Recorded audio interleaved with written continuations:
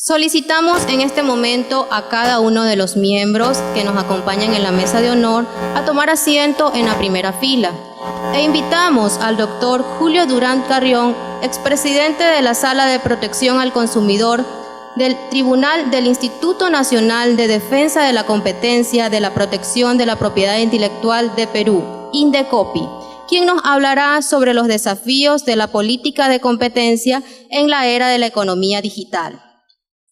Como antecedentes laborales del doctor Julio Durán Carrión, tiene sólida experiencia profesional de 28 años en asesoría y consultoría en derecho corporativo empresarial, administrativo económico, regulación de los servicios públicos, competencia, protección del consumidor y propiedad intelectual, asesoría y consultoría en temas de gobernabilidad, gestión pública y modernización y reforma del Estado.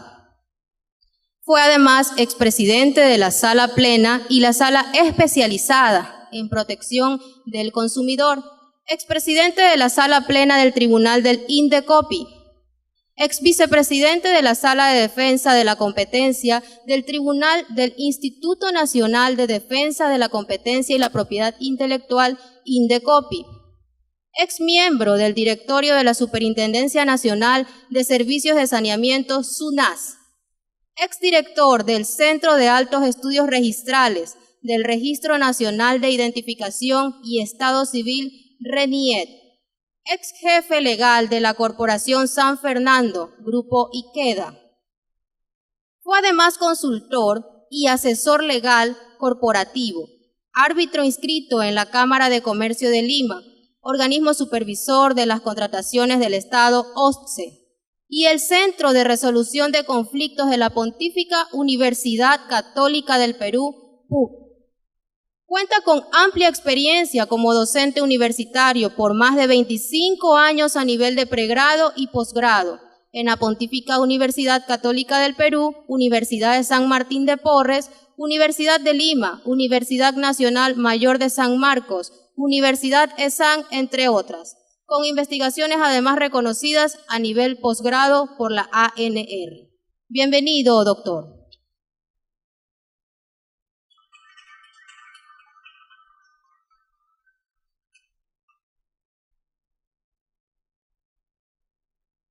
Buenos días, muchísimas gracias por la presentación y primeras palabras para agradecer al comité organizador de este evento la oportunidad de poderme compartir con ustedes el día de hoy unas cuantas ideas, unas cuantas inquietudes académicas sobre un tema que nos convoca a todos, que es el tema del mercado, el tema del consumidor, el tema de la competencia, el tema de la publicidad, que son sin duda tareas que tiene a cargo la superintendencia y que en la mañana de hoy vamos a conversar sobre eso.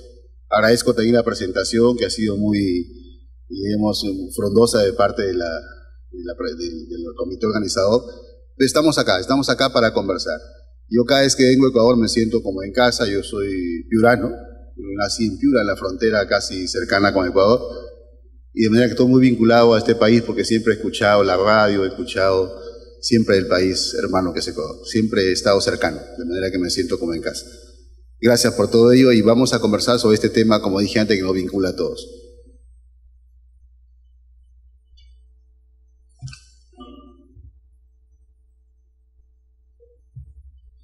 Antes de poder comenzar a hablar sobre lo que es la economía digital y llamado comercio electrónico, como llamamos en el Perú, es importante ubicarnos en el contexto del mercado. ¿Qué cosa es el mercado? Porque es a partir de ahí donde podemos sacar conclusiones sobre lo que nos convoca como consumidores y establecer qué reglas existen en este llamado comercio electrónico o digital, como quieran llamarlo. Entonces, el hombre en esencia es sujeto a necesidades desde que nace. O sea, el hombre como tal, o sea, el ser humano es en sí mismo un sujeto necesitado. Y como es un sujeto necesitado desde el punto de vista ontológico, desde el punto de vista del ser, es un ser necesitado, acude al mercado y acude al mercado a satisfacer esas necesidades. Y en ese camino, en ese tránsito del ser humano al mercado, se genera una serie de prerrogativas, una serie de derechos que el Estado tiene que garantizar. ¿Por qué? Porque el fin supremo de la sociedad del Estado es la persona humana. Eso dicen todas las constituciones o la mayoría de constituciones del mundo. Entonces, el ser humano es, en esencia, un sujeto de necesidades y acude al mercado a satisfacer esas necesidades. Y es en ese mercado donde tienen que haber reglas. Tienen que haber reglas que garanticen a los consumidores la idoneidad del producto, la información, la seguridad y una serie de derechos que nos corresponden como tal. Entonces, ese es el primer punto, el punto de partida para empezar a hablar del tema.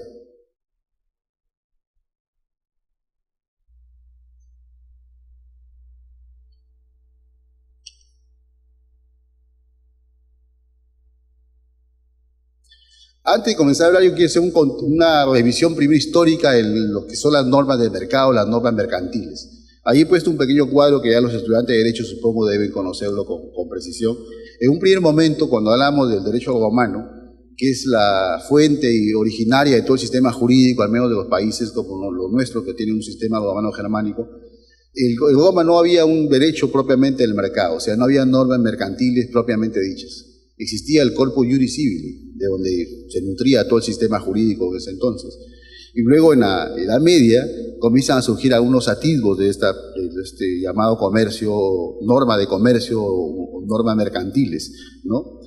Y luego en la Edad Moderna empiezan ya a establecerse algunas reglas, ¿no?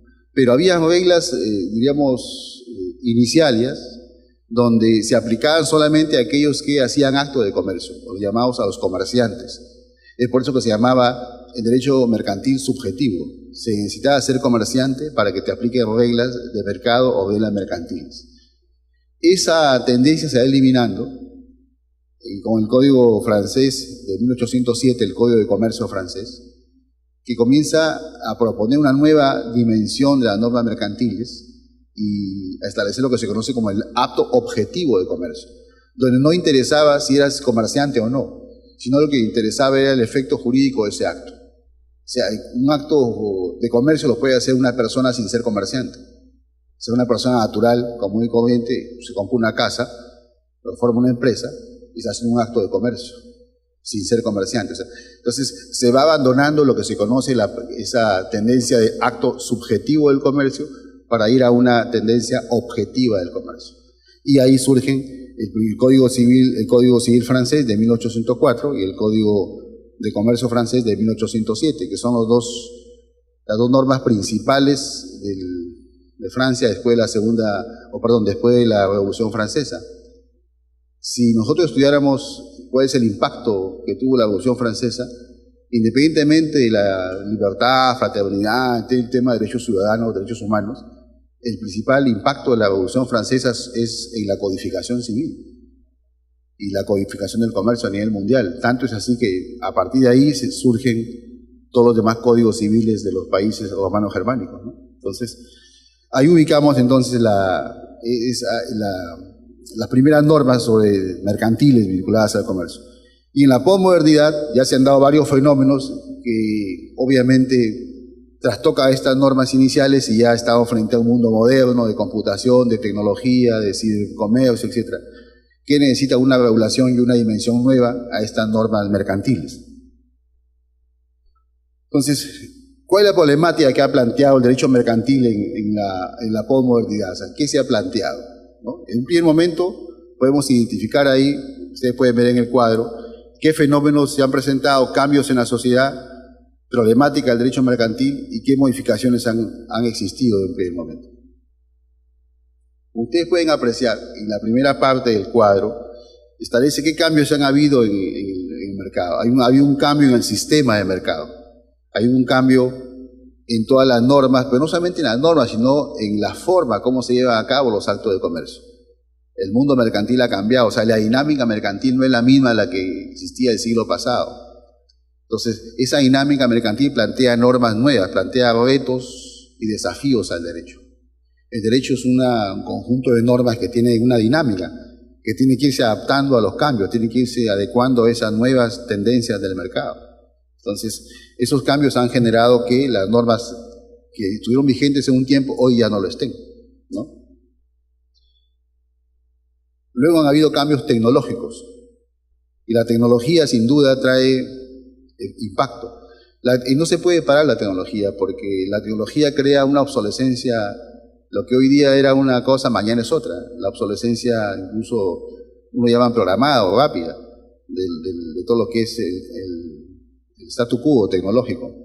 Y eso implica nuevas normas, normas de desmonetarización de títulos de valores, normas de comercio electrónico, que no están pensadas en la contratación clásica civil, en la contratación donde hay una persona que contrata, hay un objeto, hay un documento, donde hay una contratación, diríamos, presente entre quienes contratan, quienes compran y quienes venden, sino es una contratación despersonalizada, porque yo entro a un sistema y de acá estoy comprando y no sé quién es mi proveedor. Entonces hay reglas nuevas que tienen que aplicarse a un momento distinto, a un statu quo diferente, ¿no? Entonces ahí tenemos ese avance tecnológico y cambios se generan, ¿no? Cambios en el comercio electrónico y cambios también en la tecnología. Y luego tenemos un tercer momento en el cual estamos en el mundo de la globalización. O sea, los mercados se globalizan. ¿Y por qué se globalizan? Porque las economías se globalizan. Se abren los mercados, hay mayor apertura en los mercados. Se reducen las barreras arancelarias. O sea, ya uno puede comprar por internet, uno puede comprar con un mensaje, un correo electrónico. Ya no tiene que hacer todas las formalidades que hacías antes para comprar, ¿no? Hay una despersonalización de los contratos porque uno no conoce quiénes son sus proveedores. Hay empresas multinacionales o transnacionales, ¿no? Hay estandarización de producción, ¿no? Hay certificaciones de calidad. En fin, la globalización está presente en todo hoy día. Y creo que no es un buen animal, simple y llanamente es un fenómeno, es una condición que nos toca vivir ahora. Es una situación que nos toca vivir y que tenemos que aprender a convivir con ella y establecer reglas de juego claras, limpias, transparentes, objetivas, que permitan, por un lado, que el comercio se desarrolle, que el mercado avance, que se respeten los derechos de los consumidores y, por otro lado, que la autoridad de competencia, en este caso la superintendencia, cumpla su papel y cumpla su rol en la medida que sea necesario. O sea, yo siempre digo, ¿no? Ni tanto Estado que ahogue a las empresas, ni tanto Estado que ahogue la iniciativa empresarial, pero tampoco tan poco Estado que no garantice los derechos de quienes compran y quienes venden, que somos los operadores de mercado. O sea, tiene que ser siempre en la medida justa, equilibrada, ¿no? Y ahí es donde vienen los retos y desafíos para la autoridad, para los consumidores y para los empresarios, ¿no? En una forma sistémica que nos permita crecer a todos juntos. Entonces, la globalización está hoy día y debemos hacer frente a ese mundo global, y eso implica también una modificación de normas, de disposiciones que ya no son solamente nacionales, sino vamos a un comercio incluso transnacional y normas supranacionales. Vienen los tratados de libre comercio, los famosos TLC, normas comunitarias como la norma de la Comunidad Andina, ¿no? Ecuador y Perú también somos parte de la Comunidad Andina. Además, el tribunal tiene sede en Quito, el Tribunal Andino de Justicia. Entonces, hay normas comunitarias. Incluso hay países que también están en Mercosur, que también tienen normas de ese mercado, aparte de los convenios bilaterales o multilaterales que se hacen en algunos países. Entonces, estas normas supranacionales son las que tienen vigencia y tienen que aplicarse. En propiedad intelectual tenemos, por ejemplo, las normas ADPIC, o las normas de acuerdo de comercio en propiedad intelectual. Entonces, o la OMC, los países son signatarios de la Organización Mundial del Comercio. Entonces, hay todo un panorama, digamos, global, mundial, que implica nuevas normas, ¿no? Nuevas reglas de mercado, y que tenemos que aprender a consensuarlas para que el país camine, para que el país se desarrolle. Así, en ese contexto quise hacer esa primera precisión un poco general para entrar ya al tema que nos convoca, que es el comercio electrónico, ¿no? Entonces, ¿qué implica o qué es el comercio electrónico o el e-commerce, como le llaman algunos, ¿no? O sea, ¿qué implica el comercio electrónico? Primero, que es una realidad. O sea, no se puede negar ni discutir. Estamos frente a una nueva realidad que el derecho no puede negar ni discutir y que tiene que hacerle frente. El derecho tiene que asumir el rol que le corresponde como ciencia social para establecer las reglas de un nuevo fenómeno, el fenómeno del comercio. Y el comercio, en este caso, el comercio electrónico. Entonces, ¿qué implica? En primer lugar, un cambio en las expectativas del consumidor. Los consumidores tenemos expectativas legítimas Pero tenemos expectativas legítimas de un mercado como lo hemos conocido siempre, un mercado presente, un mercado, digamos, donde físicamente nos podemos ver al vendedor, al comprador y podemos ver el bien o servicio contratado. Pero hay expectativas nuevas que nos propone la tecnología.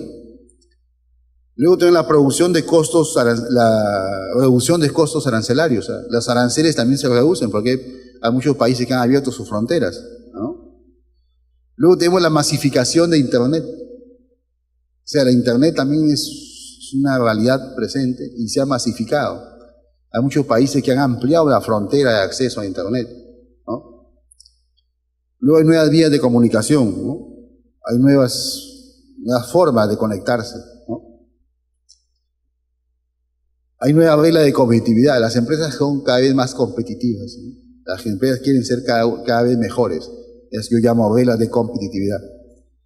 Y hay una mayor capacidad de ponderación, de análisis, ¿no? La gente pondera mejor las cosas para llegar a este mundo mercantil electrónico, ¿no? Entonces, ahí aparece entonces el comercio electrónico y las normas que poco a poco tienen que darse o tienen que regularse para ese fenómeno. ¿Y qué implica? Es el uso, ¿qué implica el comercio electrónico como tal? Si tuviéramos que plantear una definición, ¿qué diríamos? ¿No? El uso de reglas de la informática y las telecomunicaciones que soportan las transacciones de productos y servicios entre las empresas y entre estas, y particularmente entre ellas o el Estado también. Entonces, reglas de comercio, tecnología, ¿no? Comunicaciones y operadores, sea privados o sea operadores también públicos, o en este caso empresarios o consumidores propiamente dichos. Entonces, ahí ubicamos más o menos una línea conceptual de lo que podríamos llamar comercio electrónico. Pero los elementos clásicos de toda transacción nunca se abandonan, siempre van a estar presentes. Porque el comercio, ¿qué cosa es? Es un acto traslativo de cosa-precio. O sea, yo compro una computadora, compro un teléfono, yo pago el dinero, me dan el bien. Es un acto traslativo de cosa-precio. Y el comercio electrónico están presentes, también son dos elementos estructurales del contrato. El acto traslativo de cosa-precio. O sea, yo compro un bien y me van a un servicio.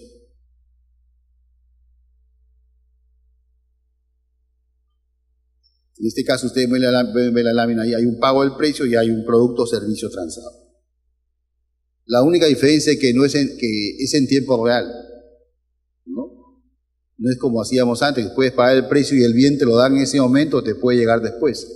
Pero acá no hay una presencia física, no hay una interacción real en la transacción. ¿Y cuáles son las variables de ese comercio electrónico? Primero hay un componente tecnológico, sin duda, ¿no? Una infraestructura tecnológica que permite la adaptación del mercado a esas nuevas tecnologías, a la conectividad, al software, tanto a nivel institucional como privado o público. Entonces, primero hay una variable tecnológica, hay lo que se llama un soporte tecnológico, una capacidad tecnológica propia del mercado. Obviamente van a haber mercados donde este soporte tecnológico es mucho más avanzado, tiene estándares mucho más crecientes, estándares mucho más avanzados. Habrá países donde el estándar es mucho menor, propio del desarrollo del país, porque hay países como los nuestros que recién estamos tratando de ampliar la cobertura de Internet a nuestras localidades, a nuestras provincias. Países y comparo el Perú con Ecuador porque tenemos zonas andinas, tenemos ceja de selva, tenemos zonas donde aún no hay toda la cobertura que quisiéramos en esas materias y estamos haciendo un esfuerzo porque así sea, ¿no? Hay ciudades de la costa que sí tienen mucha mejor infraestructura. Entonces, primer elemento para hablar de comercio electrónico es el soporte tecnológico, o sea, que tiene que tener un mercado. El segundo es el componente sociocultural. Y es importante porque uno de los elementos del mercado es la cultura. ¿Y qué es la cultura? Cultura es cómo la gente se conduce. Ojo, que es diferente a filosofía. A veces me dicen, no, la filosofía es diferente, porque filosofía es cómo la gente piensa. Y tú y yo podemos pensar diferente. Pero cultura es cómo la gente se conduce.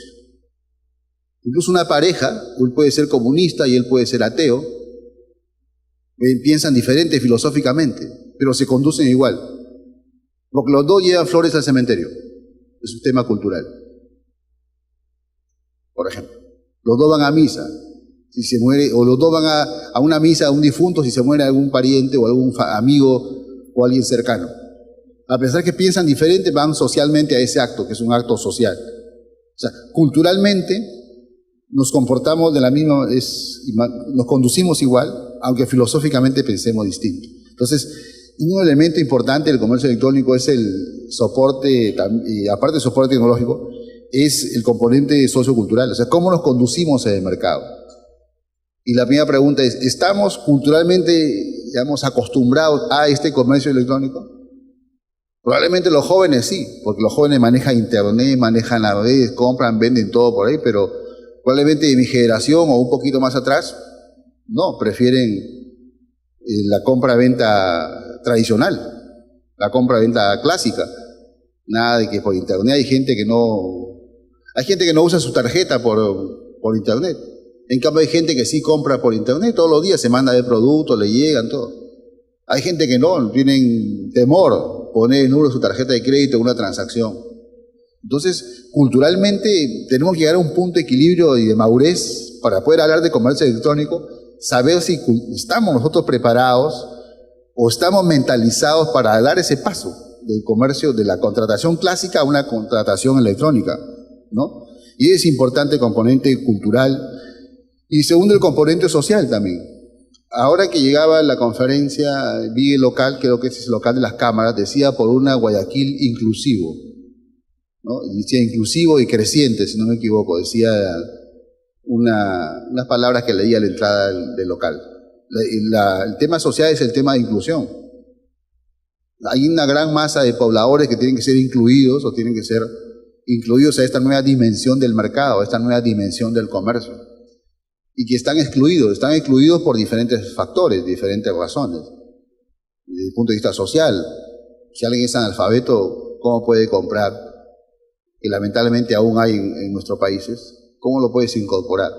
Él va a preferir a comprar directamente porque no puede acceder al comercio electrónico. Entonces hay un desafío para las autoridades, hay un desafío para el país. Cerrar la brecha del analfabetismo para poder incorporar a esa gran masa social al mercado.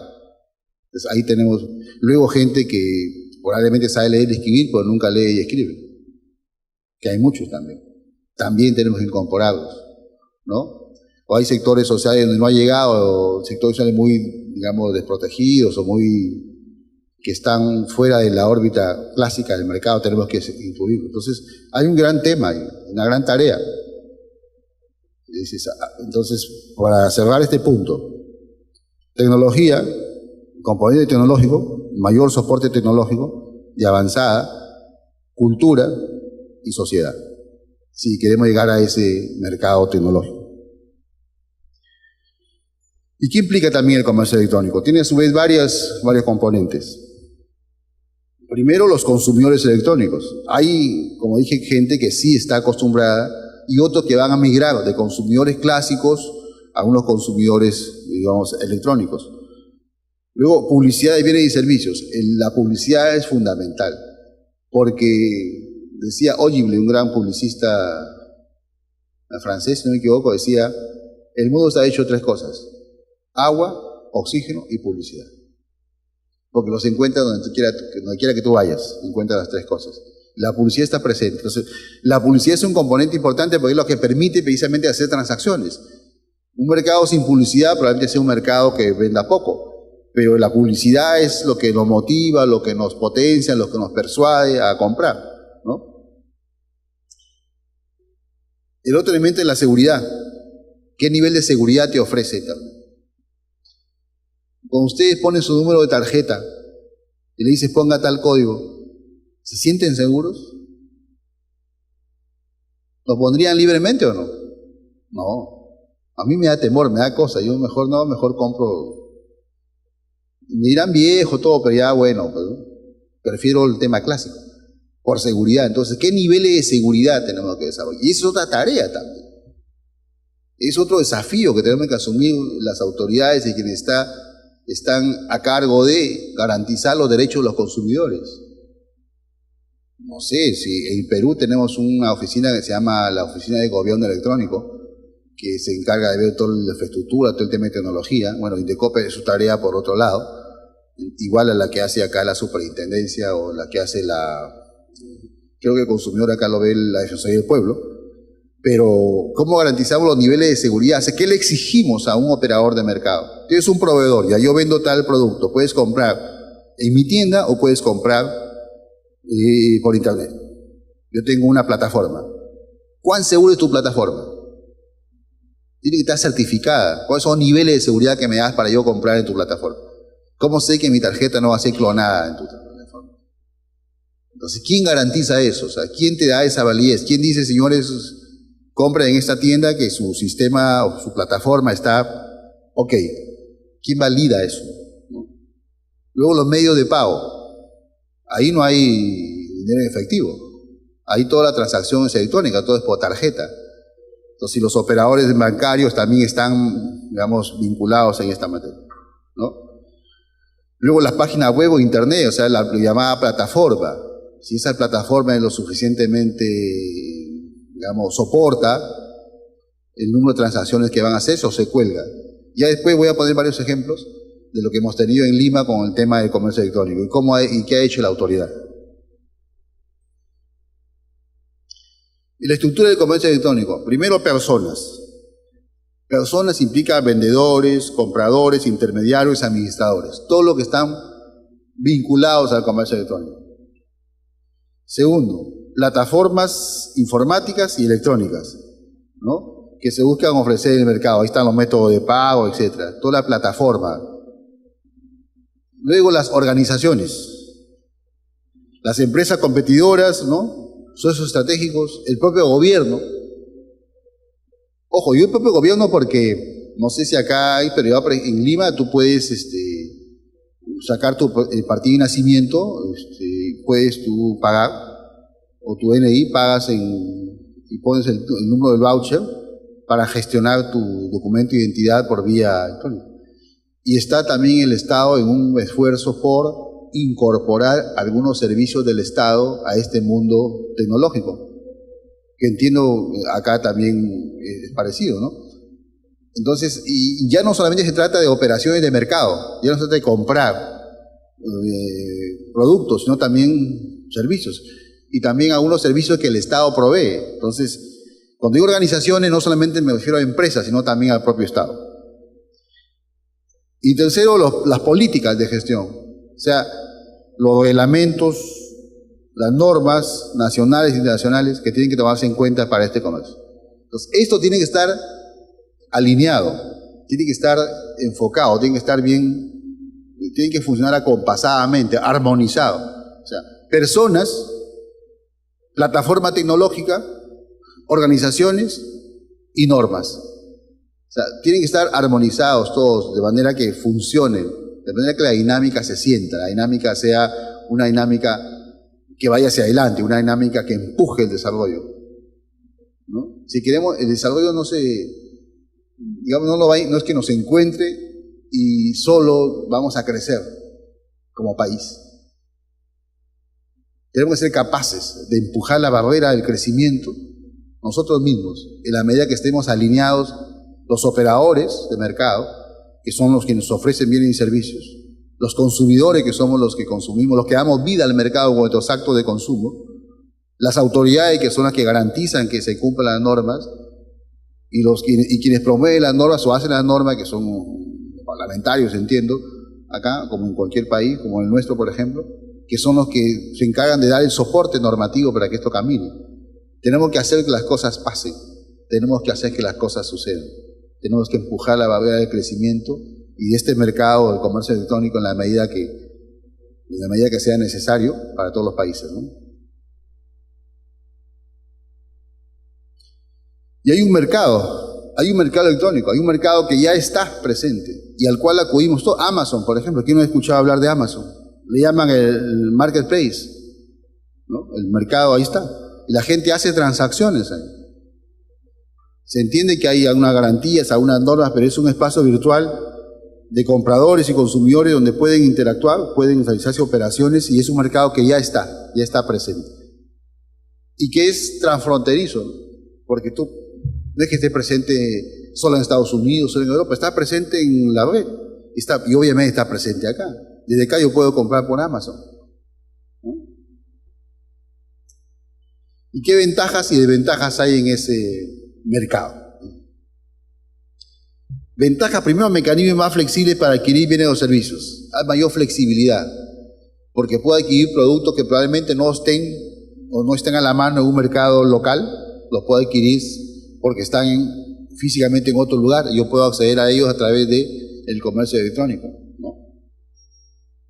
Se llega a más mercados, ¿no? Se llega a más mercados de manera más fácil. Se facilita la compra y venta de productos y servicios, ¿no? Se lanzan nuevos productos en menor tiempo. La velocidad es fundamental. Lanzas un producto y ya... Me comentaba un amigo que trabaja en la moda, y cuando va a París o a Milán a los desfiles de modas, se lanza un modelo, lanza un vestido, un traje, le toman fotos, mostró un montón de gente. A los 10 minutos, en China ya se ve la primera colección, 10.000 ejemplares. Al día siguiente hay 10.000 trajes en el mercado igualitos. Así. Imaginen ustedes el mundo de la velocidad de las transacciones. Hoy día es el desfile, ya mañana ya hay pedidos. Y no solamente hay pedidos, ya hay mercadería para entregar. Entonces los chinos son que están presionando mucho el comercio, ¿no? Es una industria tremenda, ¿no? Entonces la velocidad de las transacciones. Luego la información conexa en el mercado, también información que fluye de estos mercados, ¿no? Y el impacto que tiene en la red de comunicación, ¿no? El impacto en YouTube, en Instagram, en Facebook. Hay un impacto, hay un mundo virtual que no podemos negar ni discutir. Es una de las ventajas del mercado. Hay algunas, más que desventajas, son alertas, yo llamaría, más que desventajas. Primero, la incompatibilidad de unos programas. No hay peor cosa que tu computadora no sea compatible, que no entre el sistema, que no entre el programa, que no baje internet, que se corte la operación en pleno proceso, ¿no? Entonces ahí hay que ver una tecnología del software, hay un desarrollo de software también, ¿no? Seguridad y niveles de información adecuada, seguridad en la data personal. No sé si acá, pero en Perú tenemos una ley de datos personales. Así nomás no pueden dar tus datos personales. A veces estás con tu celular y te llega información, te lo acabas de comprar, primera vez que compras celular, y te llega un mail ofreciéndote productos, servicios, ¿cómo? ¿De dónde? ¿Quién sabe? O te llega publicidad de tal o cual tienda, ¿no? Entonces hay mucha fuga de información. O sea, ¿cuáles son los niveles de seguridad en la data biográfica de las personas? Ahí está toda tu data, ¿no? Que puede ser tomada incluso para fines ilícitos en algunos casos, ¿no? La hipercompetitividad, hay mucha competitividad también en ello. Poco desarrollo normativo, o sea, hay normas que están ahí, no se han adaptado a los tiempos, hay normas del ayer que se quieren aplicar a un comercio de hoy y del mañana, ¿no? Entonces, las tecnologías a veces no duran mucho tiempo, hay obsolescencia muy rápida, ¿no? Incluso hay un gran caso de iPhone, ¿no? Que se le ha denunciado por llamada obsolescencia programada. Te venden un celular y ellos programan saben cuánto te va a durar. Y a los 2 años ya el teléfono ya comienza a fallar. Y tú dices, ¿qué pasa si no lo he golpeado? Ya la obsolescencia está programada. ¿Por qué? Porque en 2 años lanzan el nuevo producto, tienen que comprar el nuevo producto, ¿no? Entonces hay un gran tema ahí de responsabilidad social empresarial, y se le ha criticado mucho a esas empresas por el llamado obsolescencia programada. Entonces, en estos sistemas de mercado electrónico, de comercio, de tecnología, a veces el saldo tecnológico es muy constante. Entonces hay una obsolescencia muy rápida en algunos casos. Y las exposiciones que suelen haber en el mercado, que también hay que tener en cuenta, que más que una desventaja es una cuestión de alerta, ¿no? El tráfico de información, o que se llevan tu data, tu información, los llamados hackers, ¿no? Los hackers, los datos personales, los ciberdelitos, ¿no? Y acá en Lima tenemos una unidad especializada en delitos tecnológicos o ciberdelitos. Y hay incluso delincuencia internacional de tarjetas, ¿no? Que van viajando a varios países con el tema de las tarjetas. Se toman los códigos, las identidades, la data, viaja mucha data. Entonces, eso es un tema, una tarea. Ojo, una tarea de Estado. Que tiene que haber una política de Estado para preservar los derechos de las personas en este mundo, en este mercado electrónico.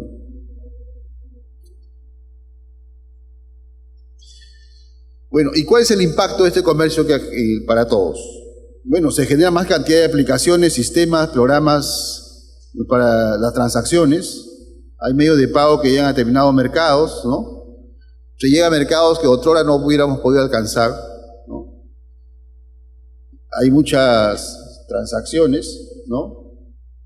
Y hay un gran dinero también que se mueve. Pero hay un dinero virtual, eso nos lleva al mundo del dinero, del llamado blockchain, o dinero que se ha creado mucho, el cheque digital, tarjeta de crédito, ¿no? O la criptomoneda que le llaman algunos. Porque acá no hay dinero efectivo, no hay dinero físico, sino hay un dinero virtual, diríamos de una manera. Y puede haber transacciones entre personas, entre sujetos, ¿no?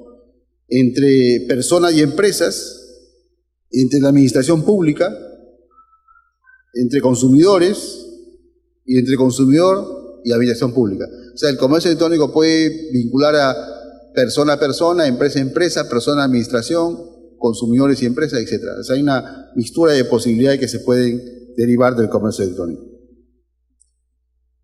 Y voy a avanzar un poco. ¿Por qué debe regularse?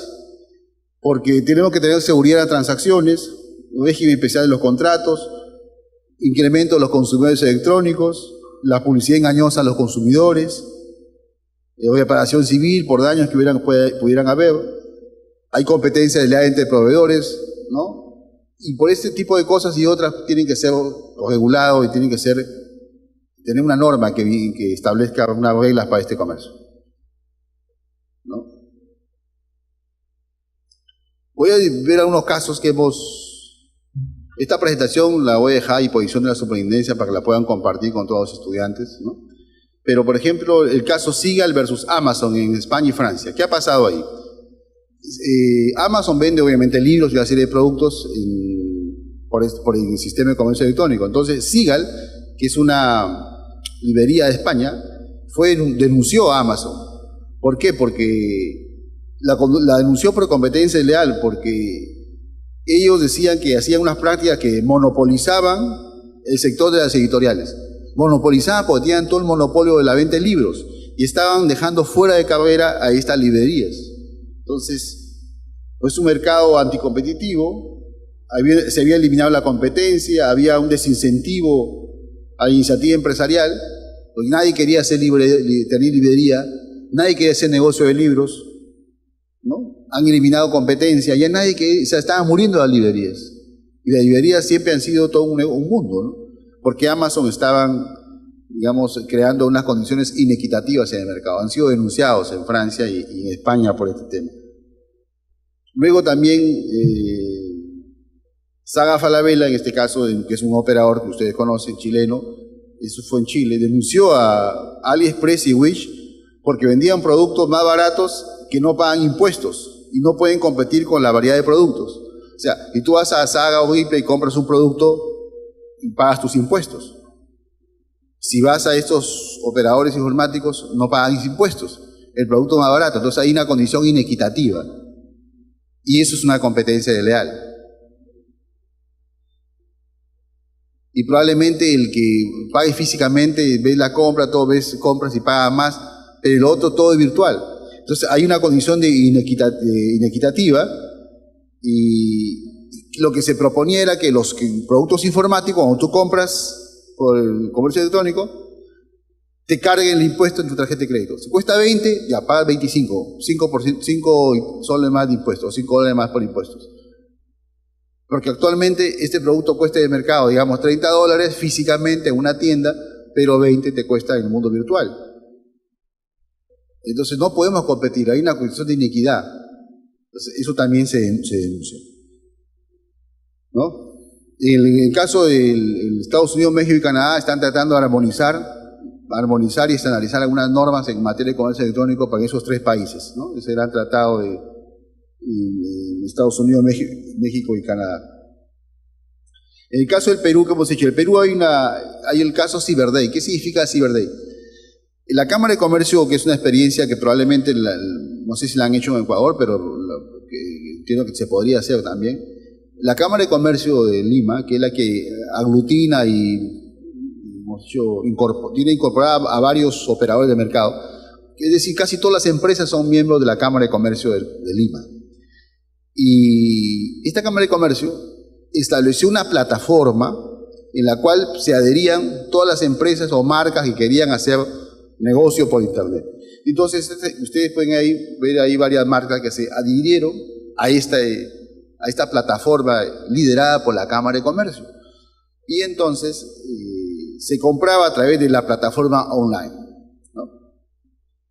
Y eso hizo que crezca el comercio electrónico, ¿no? Generó confianza del consumidor y se promovían nuevas marcas, nuevas plataformas, etc. Es una oportunidad, como una feria, pero una feria, diríamos, electrónica, online. ¿Y qué ha generado este tipo de...? Primero que a la gente que ha comprado le ha ido muy bien, pero la plataforma informática, ese es el soporte informático del que hablábamos al comenzar esta conversación, no era suficiente. Alguna vez se colgaba y tiene varias reglas y hubieron varios reclamos. En ese entonces yo presidía la sala de protección del consumidor del Tribunal de Indecopi y tenía muchos reclamos. Por dos cosas. Primero, porque la plataforma no era lo suficientemente, digamos, tecnológicamente hablando, no tenía la capacidad de soporte para transacciones, y se hacía un Cyber Day, que era un viernes, un sábado, y volaban, pues no aguantaba el sistema. Y por otro lado, no hay una cultura de compra online. La gente, por ejemplo, pasaba su tarjeta, compraba un coche de bebé. Entonces pasas el sistema, tu tarjeta, todo, pues tienen que validarte la operación. Porque primero la tienda tiene que ver en su sistema si hay stock.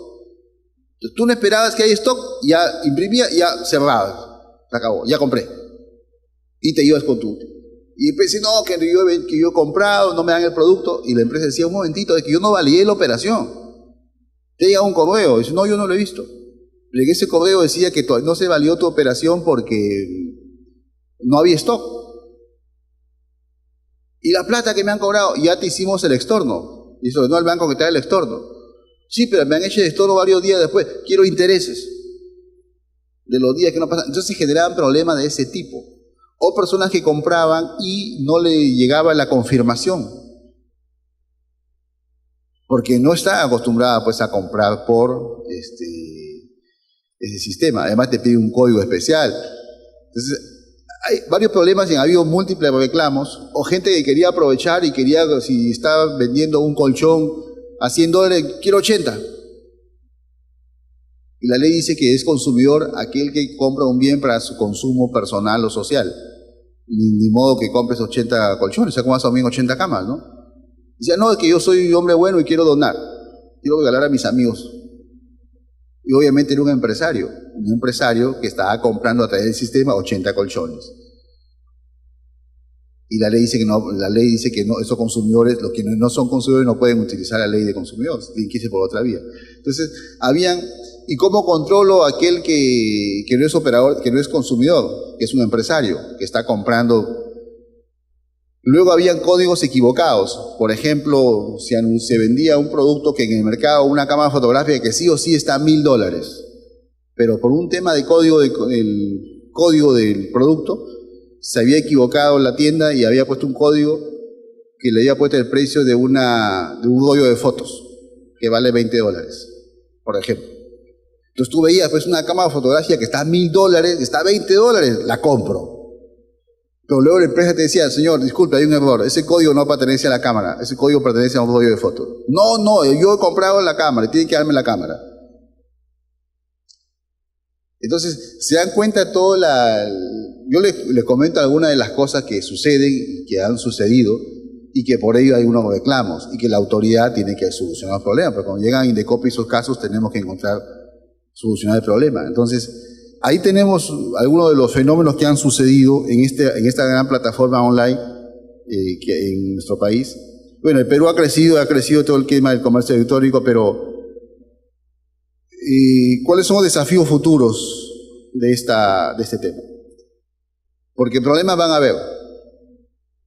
Porque no hay sociedad que no tenga problemas.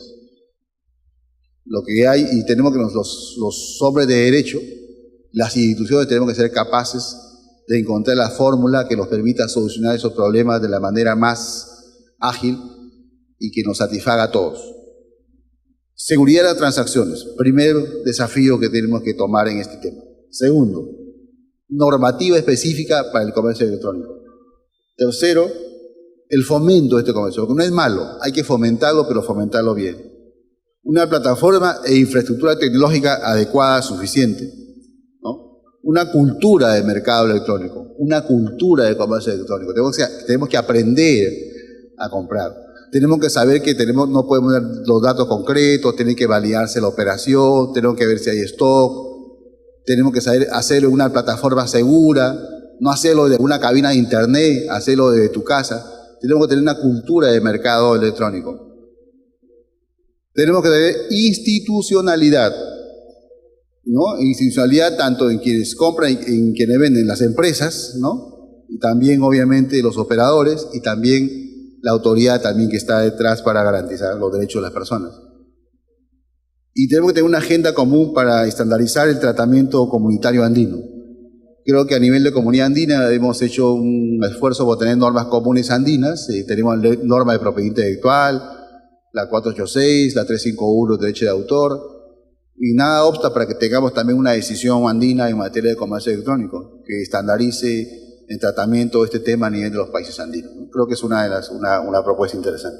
Bueno, eso es en líneas generales a uno de los desafíos, a uno de los retos que tenemos que asumir para llegar al mantenernos en el siglo XXI con un comercio electrónico creciente, pero a su vez que tengamos un mercado competitivo, creciente, coherente y sobre todo inclusivo, que nos permita a todos como consumidores gozar de la tecnología, gozar de aquello que queremos adquirir, pero también que se garanticen nuestros derechos. Y una tarea importante, que la autoridad esté presente para garantizar los derechos.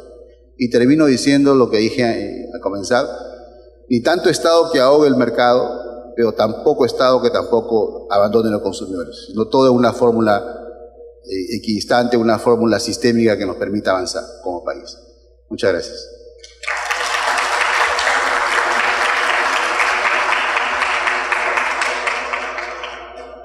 A pasar en este momento a la ronda de preguntas. Por favor, si alguna persona desea elaborar alguna pregunta, solamente nos alza la mano para que mi compañero le pueda pasar el micrófono. ¿Alguna pregunta?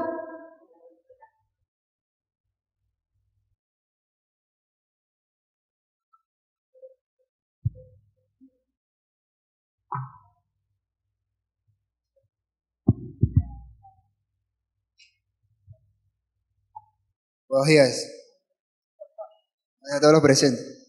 Mi pregunta sería: ¿cuáles serían los distintos beneficios que el país obtendría con una economía digital?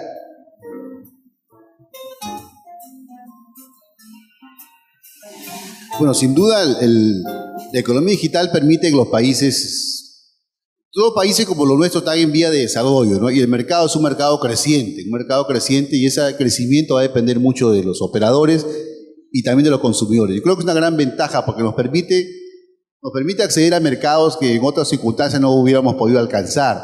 De repente una máquina que no se vende en Ecuador yo la puedo comprar y está en Estados Unidos, y con una sola operación electrónica la puedo conseguir. O sea, la primera ventaja es que nos permite acceder a mercados en los que no hubiéramos podido conseguir nosotros ese producto acá. Eso en primer lugar. Segundo, nos crea una cultura de mercado distinta, una cultura de mercado electrónico, que tenemos que aprender aprender a tenerla, mejor dicho. Ya si no la tenemos que aprender, porque no podemos hacer transacciones sin la seguridad del caso, ¿no? Pero creo que sí es una ventaja, que permite acceder a mercados distintos, ¿no? Y eso es una gran ventaja, ¿no? ¿Alguna otra pregunta?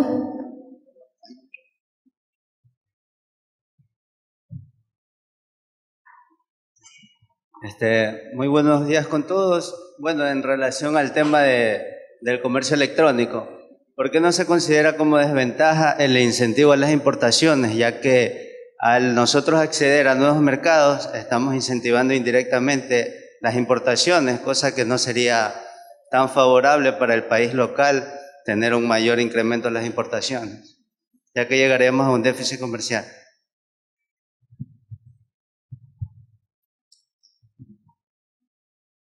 Bueno, el mundo es un mundo creciente, las importaciones están en todos los países, es algo innegable, no podemos negar lo innegable, no es una realidad que no podemos negar ni discutir. Pero yo no lo llamaría una desventaja, pues una realidad. Lo que tenemos que hacer nosotros, creemos nosotros una oferta, una propuesta ofertable en el país, que así como nosotros compramos y vamos a importar otro producto, que exportemos.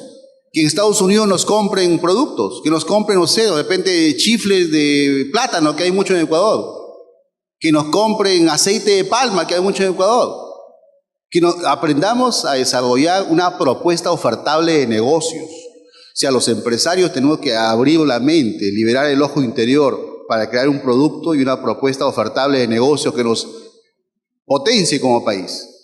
O sea, tenemos riqueza, o sea, La Palma, no sé, en la zona de Esmeralda que yo he ido, por ejemplo, ¿no? Cuando yo cada vez que voy a Quito me llevo estos camarones, son muy grandes, los llevo. Y eso, aprendamos a hacer una propuesta ofertable de negocio ecuatoriana que sea demandada en el mundo y que nos compren eso también por comercio electrónico, desde otro país, así como nosotros compramos también por comercio electrónico. Entonces, se puede hacer y hay que organizarse. Por ejemplo, en Perú, en las zonas altoandinas, que tenemos igual que ustedes acá, se había mucho el tema de la lana, el tema de la alpaca, chullos, se hacen chullos, se hacen godos, se hacen chompas, y hoy día esas comunidades han sido organizadas empresarialmente, y en el Cusco, en las alturas del Cusco, venden electrónicamente chompas, chullos de alpaca a precios precios muy caros, incluso en dólares. De Francia vienen a pedir ese despacho. O sea, son demandados de Europa los productos peruanos. Las artesanías de Ayacucho, la plata de Piura. Entonces, hemos tenido que identificar propuestas de negocio. Creo que por ahí iría la respuesta. Más que desventaja es una realidad y tenemos que compensar esa realidad con una propuesta propia. Una pregunta adicional, la última pregunta. Muy buenos días. Con respecto a la estructura del comercio electrónico, ya tiene algún tiempo en el mercado. Yo quisiera saber, con respecto a los retos y desafíos, ¿en qué tiempo se cumplirían? Porque ya es un negocio que ya va avanzando muy deprisa. Entonces, ¿en qué tiempo más o menos se cumpliría estos retos y desafíos que usted mencionaba en la lámina anterior? Yo creo que el tiempo y el espacio va a depender mucho del desarrollo del mercado. O sea, las sociedades crecen y el comercio, los países avanzan, las sociedades también, el comercio crece, y de la medida que va creciendo, se van presentando estos retos, estos desafíos que tenemos que ir asumiendo. O sea, hasta hace 20 años no hablábamos de Internet, ¿no? Yo a mis alumnos cuando explico clase me dicen, profesor, ¿usted cómo hacía? Si primero no había ni siquiera pizarra acrílica, era tiza. Terminabas todo sucio con el polvo de la tiza. ¿Cómo hacía? No había copy-page, no había Word, no había Office, no había fotocopia, por último. Tienes que llevarte los libros.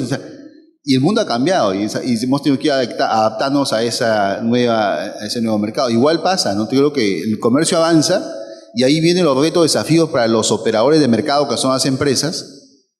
Las empresas tienen que ofrecer productos, bienes y servicios de manera segura. Los consumidores tenemos que aprender a desarrollar cultura de consumo responsable en materia electrónica. Y las autoridades, ¿qué tienen que hacer? También su tarea, garantizar que esas transacciones sean seguras, con normas, con certificación de empresas, tendrán que hacer su tarea las autoridades también, tendrán que cumplir, tendrán que ir avanzando. Y los tres tenemos que ir avanzando, los tres. Consumidores, operadores y el Estado. Los tres, acompasadamente, para llegar a estándares mejores de comercio, ¿no? No hay un tiempo, o sea, va a depender mucho, ¿no? Va a depender mucho de la política de Estado. Depende del enfoque sistémico, depende de qué quiero yo como país, qué quiero yo como mercado, qué quiero yo como desarrollo. Hacia eso tenemos que avanzar, ¿no? O sea, no le puedo decir en 1 año, 2 años, va a depender mucho, depende. De repente el próximo año que venga ya Ecuador es pionero de repente en este comercio, ¿no? Tanto hacia afuera como hacia adentro. Va a depender mucho de los avances que demos nosotros mismos y de cómo actuemos como autoridad y como operadores, ¿no? Tenemos una pregunta más, parece una persona más quiere elaborar una pregunta. Esa sí ya sería la última pregunta para poder continuar. Buenos días. A los de mi edad especialmente, ya pasado los 45, 40, se nos hace difícil a veces la seguridad frente a los hackers. Le digo esto porque es común en terminales terrestres, en las calles, a veces hay gentes que vienen del otro lado y de alguna manera le dicen, dame tu correo electrónico, ¿no? Un caso mío, me tocó una filipina, no tengo nada que ver, nada.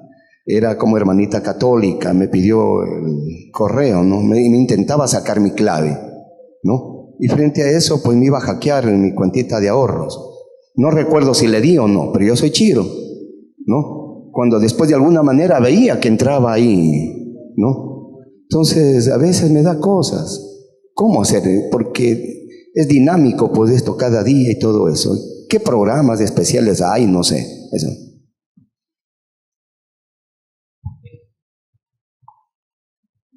Sin duda, hay empresas que se encargan de dar soporte y dar seguridad a las plataformas, ¿no? Sí, hay varios operadores de mercado que dan ese servicio para evitar los hackers, evitar que se puedan clonar datos, ¿no? Y es que también tenemos que, como digo, cultura.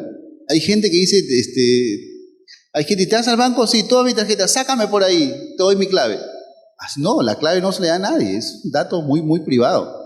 Hay gente que comparte la clave, si estás con tu pareja y dices, ay, sí, te doy la clave, sin te cambie la clave como un símbolo de prueba de amor.